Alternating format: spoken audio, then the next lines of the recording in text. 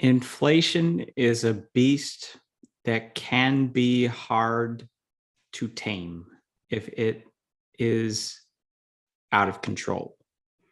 Is we have multiple systems that are working together with different specialties like financial services, medical, whatever, to support the population at a whole.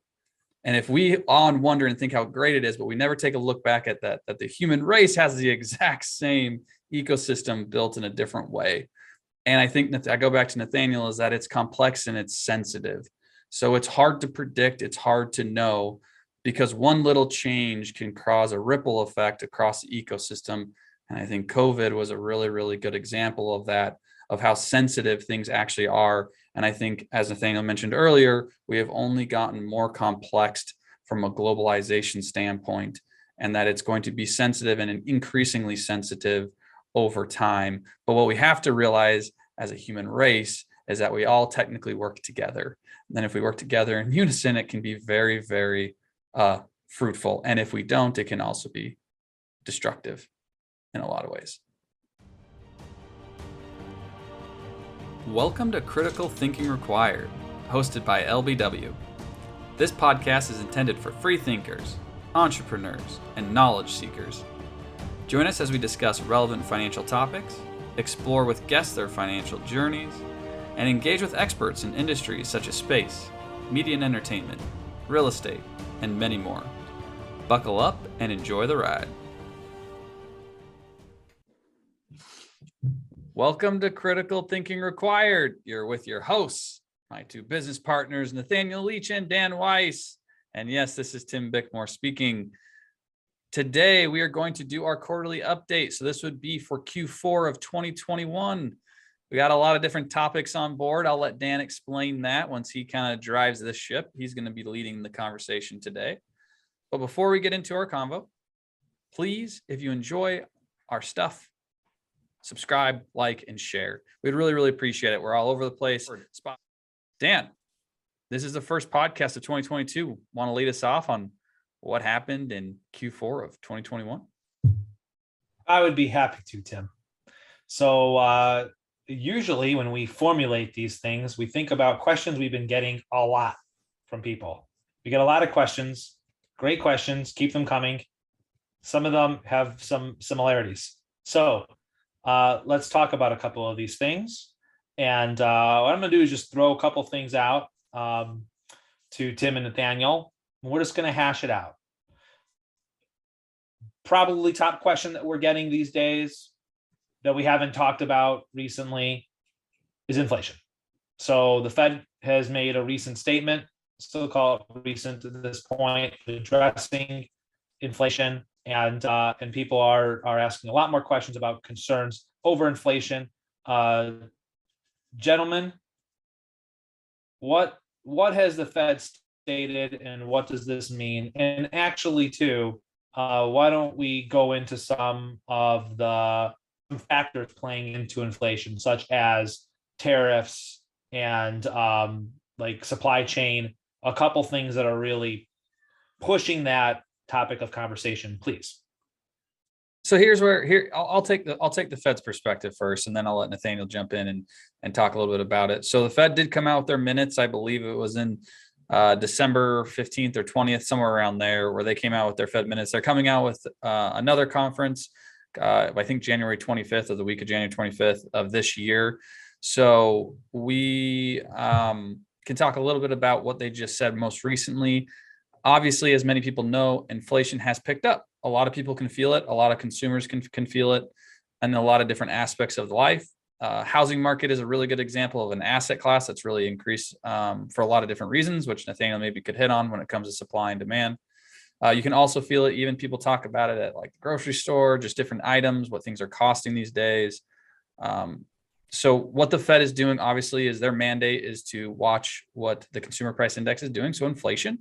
But they're also watching what the labor market is doing, so unemployment, right? They want to make sure that there's price stability as well as full employment within the United States.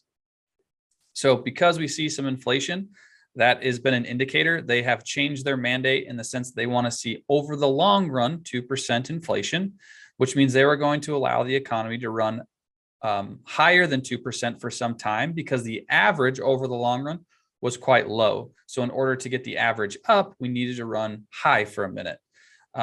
They have also been taking a look at the labor. So unemployment, jobs have come back. Things are moving forward. Now, for all of our economists that listen, I don't know if there is any, but you can definitely know that unemployment is not always the easiest to decipher. There's a lot of different unemployment rates. What rates are you looking at? How do you determine what is the calculation or statistics behind it? Is it really a good representation of unemployment? There's a lot of those different questions, but at least yes, but at least what we can see is, you have heard a lot of people just in general say, hey, you could go work at McDonald's for $18 an hour. You could go work at Menards in Wisconsin for $18 an hour. It's hard to find tech labor. It's hard to find service labor. It's just really hard to find labor right now. And a lot of employees are saying that. Which means is are people just not coming back to work? Are they not? Like, where is the situation? But what that is doing is it's driving potentially wage increases. So you're seeing a wage inflation, which is also a big deal because we've had stagnant wages for over a decade. So what that is all kind of necessarily looking at is the Fed is saying, hey, maybe we're heating up a little bit. And what they've decided to do is taper back a little bit of their bond purchasing as one mechanism that they can use to be able to subdue inflation. And they have talked, I believe, that their goal is potentially 3 rate hikes going into 2022 for the federal funds rate, which means that maybe we start to see interest rates moving. I believe everybody's been calling for higher inflation since 2008, and it hasn't happened. It seems like this may be the time it does, but who knows? Who's a crystal ball? Nathaniel, I'll probably pass it to you if you want to talk about if this is transitory or not, or if this really is still due to COVID and if that's going to persist. But overall, the Fed is saying, hey, maybe it's starting to back off a little bit on some of their more easing and going into more tightening mode. And I don't even say tightening, but just coming off of the easing mode.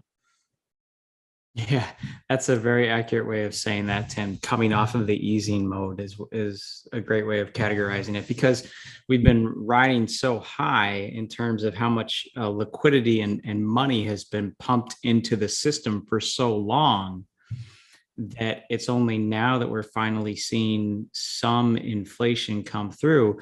And it's probably not even as a result of all that liquidity necessarily. It's not all due to that. It's also due to all of these other factors that Tim just listed.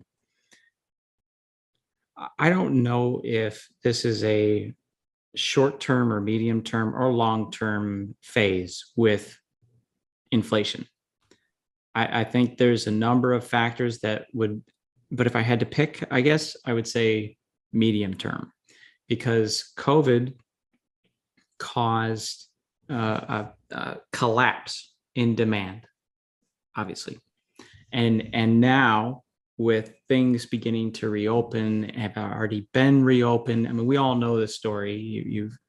I'm sure a number of people have heard about how there's these huge backlogs at the US shipping ports, and there aren't enough truck drivers or trailers or cargo containers to house all of the goods that are coming in, and they're trying to get out to the distribution arms, and they're trying to be distributed, and so on and so forth. There's a lot of factors at play that some of them I think will be naturally worked out as time goes, as capacity is built up. But then simultaneously, there's other factors at play. There's other incentives driving opposing forces. For example, I know that shipping container companies that sell shipping containers, the ships that ship the shipping containers, the port operators who supply the truck chassis, the trailers and the chassis themselves, they're all minting money right now because the demand is so high. They control the supply. So as a result, for less supply, they're still able to charge higher prices. They're just printing money like crazy. Why would they want to give that up? They're not unless they're forced to. That's just one example. So there's all these kinds of forces that are hitting one another. This is what markets do. It's natural. Well, this is just one of those times where the market is kind of skewing more towards this kind of constraints of supply and demand, where there's very high demand, low supply, naturally it'll work itself out. There will be, for example, there may be, this is a business opportunity. Somebody might see the chance to, okay, how can we open up this bottleneck at the ports? Oh, I have an idea. I have an invention. Let's go make these widgets that'll then open up this bottleneck. That'll then potentially bring up the supply to meet the demand. And then it's going to probably overstretch.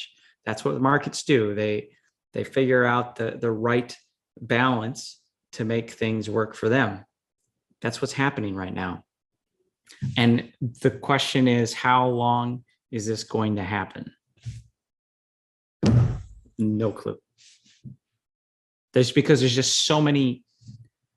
What is a market comprised of? It's not just one person having a thought. It's billions of people. Complex system. So it's even more complex than it used to be, probably too, with globalization. Absolutely. With the transfer of information, people are now getting the information like that. So as a result, they're able to make instantaneous decisions. That's well over 1 billion, if not 2 billion people making instantaneous decisions based on the news that they receive. We don't know what the future is going to look like, or what inflation will lead or impact other industries or theories or so on. In the past, Nathaniel, being a historian yourself, what has inflation done to public markets in years past? Thank you for reminding me. So generally, when we see inflation, that typically means that there's growth. In this case, I would argue that there isn't so much growth as there was just a delay in demand. Anyways, there is inflation, wage inflation, goods inflation, as we just discussed. And as a result, generally what happens is that the government banks, the central banks around the world, they are likely to raise interest rates to counter that high inflation. As inflation grows, then they raise interest rates. As interest rates go up, asset prices generally come down. So you usually see something like this happen in the home buying market. So right now, we know that since COVID began, home prices across the US have generally have increased or been elevated for a period of time. What has contributed to this increase in prices has been low interest rates. You are now able to achieve, in most cases, sub 3% interest rates. In comparison, in the early 80s, my mother was just telling me about how she got a 12% ARM. That was not a smart thing. She was very open about saying that was not a great idea. But because the ARM reset and it was still at relatively high interest rates, you didn't have control of your interest rate, but still 12%. It was crazy back then. 3% in comparison is really relatively good. But as a result of low interest rates, high prices, that's what happens. As interest rates rise, the price of the home that it's selling at will come down. So that's generally what happens when interest rates rise. Asset prices fall. The same thing applies to all other assets, including publicly traded stocks, other types of real estate. Bond prices come down. That's good stuff. Tim, question for you. We also get, as a follow-up to what does this do on markets in the past or will do on markets? What does this do to the historically low interest rate environment that we are seeing as it applies to the housing market, which I think we were asked that question, 2 hours ago. So it comes up all the time. Again, no crystal ball. We don't know, but what have we seen in the past? What are some things that could come into play? Right. Like, let's say the federal funds rate increases. What will happen is that's going to increase the cost for the bank to hold their reserves, which means that they're going to potentially increase the rates at which they give out liabilities in order to cover said, cost. So that means that the interest rates for liabilities could also increase. But what's really driving it is inflation. If you have an interest rate on a liability that is lower than inflation, you technically are losing money on said loan, like the bank would be. So inflation and interest rates kind of go in lockstep. As inflation picks up, interest rates are going to pick up as well. And there's usually some sort of spread in between, so the banks can obviously make some money. So if we do see that happen, you will see mortgage rates, liability rates begin to increase, which means it's going to be more expensive theoretically to purchase an asset. So as Nathaniel mentioned extremely well, we live in a very complex society, right? Our economic system is a complex system with multiple variables, multiple market forces. But what could also drive prices of housing down theoretically is if interest rates get to a certain point, it may price some people out. They may not be able to afford the home any longer. They might not be able to afford the prices at what things are trading. What will also happen is if people can't afford, you decrease the demand, which then if supply begins to increase because more people want to sell, you start having an imbalance of supply versus demand, which means that prices may come down because the buyers may have more control over than the sellers. So to give an example, if anybody's tried to buy a house as of late, typically at higher in more popular areas, you're getting 10 to 15 buyers per home. Now, if you get into a more of a seller's market, you may have one buyer for, let's say, every 5 homes, which means now the buyer is more control of what the price and they can kind of dictate and negotiate. Now, that's just me theorizing, not saying that's going to absolutely happen, but that is part of some of the market forces that could happen is interest rates go up. It just makes people not have the ability to purchase said home. They may decide to rent instead, or they may try to do something else. So interest rates go up, most likely if inflation continues to persist, and interest rates will go up. But they're still pretty good rates, right? So recently, I think in like the middle of December, the beginning of December, some people could get anywhere from 2.5 to 2.75. I mean, that's just a killer deal. If you can lock that in, wonderful. Now, let's say that rates get to 4%, still a great deal. Say get to 4.5%, still a great deal. What if they get to 5%? Still a pretty good deal. Historically speaking, like those rates are still not bad. And I think that's what people need to understand. And do I think interest rates are going to skyrocket overnight to 10%? No, it will be an increase. Will it be a gradual increase? Probably. Could it be quicker than gradual? Maybe. But it's just something you have to pay attention to. But again, if you're ready to purchase a home, unless you get to interest rates like Nathaniel's mother at 12%, you should be able to be purchasing a home regardless if it's at 5 or 4%, and you shouldn't rush and make an irrational move just to try to lock in an interest rate that's short term. Because what could happen is interest rates could come back down, interest rates could go up. If interest rates come back down, you could refinance. I mean, to give an example of my own mother, when she bought her house back in the 90s, I mean, they had a rate, I think, anywhere from 12 to 13%. They refinanced like 4 or 5 times throughout and my mom still owns it 3, 4, 5 times.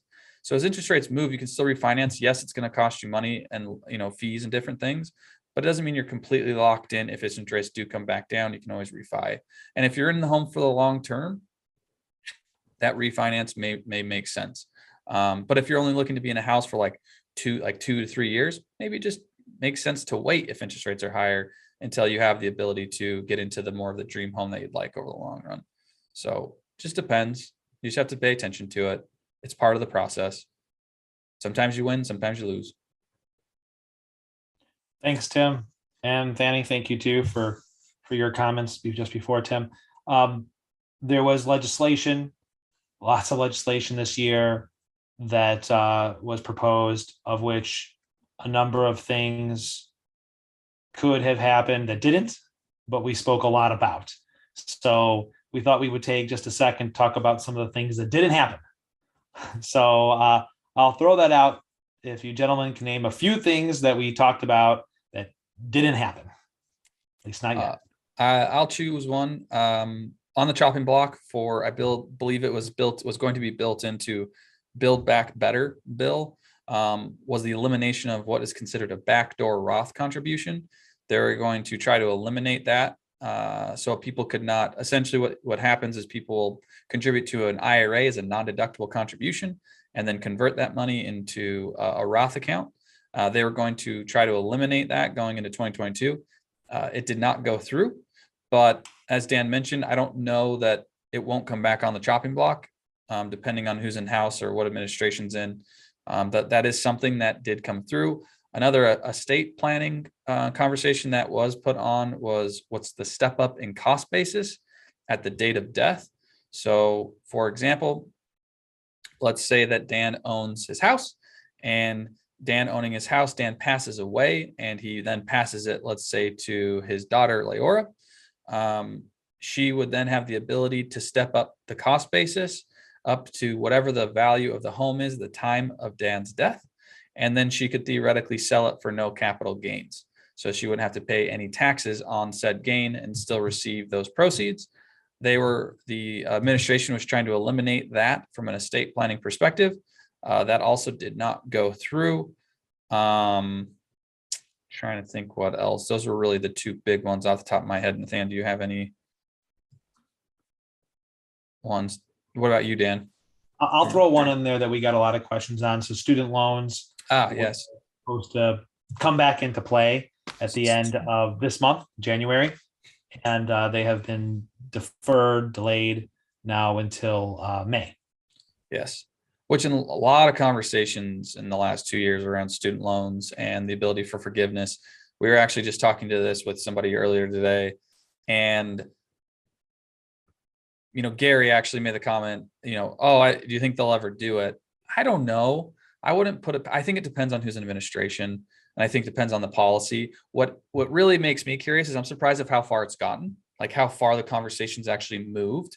And I also am really, is intriguing to me is that even some Republicans have been more towards the policy, or at least having the conversation. So you're having both sides of the aisle having the conversation. Obviously, the Democrats seem to be more so having that conversation. But if you still have both sides of the aisle even talking about it, who knows? Maybe at some point they come around. I don't know that they forgive it. One of the things too that I had heard is that when they're talking about giving loan forgiveness completely, it would be for people who have federal student loans for public institutions, not private institutions. So to give everyone a frame of reference, my alma mater is Lawrence University, which is a private liberal arts school. I had federal loans. My loans would not be forgiven because I went to a private school. Unlike Dan, who went to Whitewater, and if you were to have federal loans, Whitewater, Wisconsin is part of the UW system, which is a public institution, which means his loans will be forgiven. So like, if you have something like that, there may be an uproar depending on people who don't really quite understand what was trying to be pushed or passed. So I think there's still a lot of room to work and to kind of figure it out. But I do think that maybe some sort of policy will come in to help with that. I don't know if it's maybe even like interest rate, like if you remove interest rates and don't have any interest rates on federal loans or things like that. I'm not sure, but it's part of the combo. So. Thank you, Tim. Daniel, do you want to lead us off in closing out our podcast? Inflation is a beast that can be hard to tame if it is out of control. So there's billions of people who are making decisions based off of these inflationary costs that cost inflation or wage inflation. Who knows what the near-term future will bring? We'll have to wait and see. I'm actually going to bring up National Geographic's. Becca and I were watching a National Geographic show with Will Smith over the weekend, which we both really enjoy. And the reason why I bring it up is a lot of it was about the natural world and how the natural world works. And they went around to a lot of different areas and did a lot of cool filming and a lot of pictures. And what it makes you start to realize is that even in the natural world, ecosystems are complex. You have little microorganisms that support a little bit bigger microorganisms that support other microorganisms, and so on and so forth. It's an ecosystem. It's a chain reaction. If one falls, you potentially can collapse an entire population or an entire ecosystem. It's very, very sensitive, but it also works in conjunction and with one another. What is also interesting about that is each has its own place and its own part within that ecosystem. It provides something. I was talking to Beck and I said, what really fascinates me is we awe and wonder about these complex ecosystems and how the natural world is doing all of this, but nobody takes a step back and think about that's exactly how our economics, how our system works, is we have multiple systems that are working together with different specialties like financial services, medical, whatever, to support the population at a whole. And if we awe and wonder and think how great it is, but we never take a look back at that the human race has the exact same ecosystem built in a different way. And I think that I go back to Nathaniel, is that it's complex and it's sensitive. So it's hard to predict. It's hard to know, because one little change can cause a ripple effect across the ecosystem. And I think COVID was a really, really good example of that, of how sensitive things actually are. And I think, as Nathaniel mentioned earlier, we have only gotten more complex from a globalization standpoint, and that it's going to be sensitive and increasingly sensitive over time. But what we have to realize as a human race is that we all technically work together. And then if we work together in unison, it can be very, very fruitful. And if we don't, it can also be destructive in a lot of ways. Yes, Danny. Am I putting my hand in the right corner, or is it over here? Whatever That's corner right. you want. You're right. I'm sorry. As Tim was talking, I thought of a great analogy for what Tim just described in less broader terms than how I originally proposed it. I have heard of a story from third hand, read it in a book once, where an investor sat down with a CEO of a publicly traded company. And the investor wanted to have a conversation with the CEO to get a better understanding of how that company was run, how the decisions were made within that company. And what the investor came to find out was that CEO, who was in charge of hundreds of employees, in charge of $1 million publicly traded company, was being heavily influenced by the life events he was currently going through, which was he was going through a divorce. And because of his personal issues, he was making decisions that affected that company's value. That's a very specific example of how just one decision maker can influence the lives of so many. Not only the people that he employed, but also the investors, the hundreds, if not thousands, if not millions of people that held stock in that company. That's the kind of decisions that are happening on a daily basis that are then factoring into and filtering throughout the rest of this world. I can't really follow those comments as they are put. I will say it's, as Facebook would say, it's complicated. But periods of inflationary and deflationary concepts will come and go.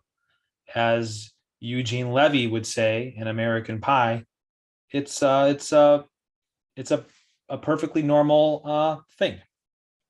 With that, we wish you a great night. Thank you for joining the podcast, and hope you enjoyed our first session of the year. Many great guests and concepts to come. We don't know what all of them are yet, but we hope you enjoy them. And thanks for joining us. Take care and Happy New Year. Thank you for taking the time to start your journey of thinking differently and listening to LBW talk about stuff they love. Until next time.